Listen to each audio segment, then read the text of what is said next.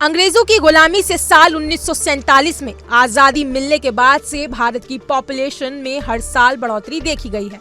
गौरतलब है कि जहां आजादी के बाद 1951 में देश की आबादी कुल 361 मिलियन दर्ज की गई थी, वहीं साल 2011 में यह आंकड़ा 1.2 बिलियन को पार कर गया। लेकिन इससे भी हैरानी की बात यह है कि साल 2011 में देश की जनसंख्या के आंकड़ों में लगभग 80% हिंदू थे, जबकि मुसलमानों की संख्या कुल 15% थी। लेकिन सुनकर आप तब चौंकेंगे जब आपको प्यू रिसर्च सेंटर की रिसर्च रिपोर्ट के बारे में पता चलेगा। जी हाँ, हाल ही में अमेरिका स्थित प्यू रिसर्च सेंटर ने एक रिसर्च रिपोर्ट में ये अनुमान लगाया है कि साल 2050 तक भारत इंडोनेशिया को पीछे छोड़ते हुए सबसे बड़ी मुस्लिम आबादी वाला देश बन जाएगा।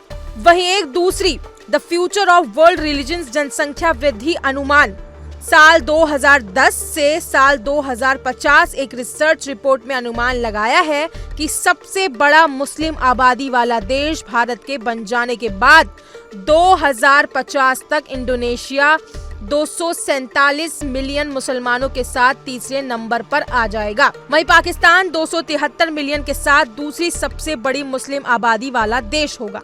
इसके साथ ही आपको बता दें कि भारत में मुस्लिम जनसंख्या तेजी से बढ़ रही है।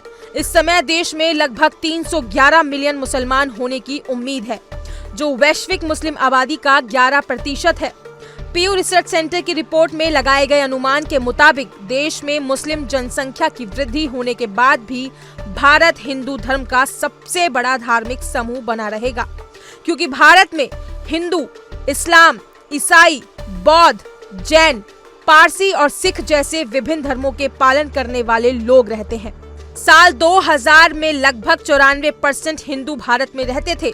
वहीं माना जा रहा है कि साल 2050 तक देश में करीब 1.3 बिलियन हिंदू निवास करेंगे। जानकारी के लिए आपको बता दें कि यहाँ बताई गई सूचना अलग अलग माध्यमों पर आधारित है। हम यहाँ किसी भी जानकारी की सटीकता की गारंटी नहीं लेते हैं। इस खबर का उद्देश्य आप तक सूचना पहुँचाना था। इंडिया डेली इसकी पुष्टि नहीं करता। इस खबर पर अपनी राय कमेंट सेक्शन में जरूर बताएं और ऐसी ही तमाम खबरों के लिए इंडिया डेली को सब्सक्राइब करना ना भूलें।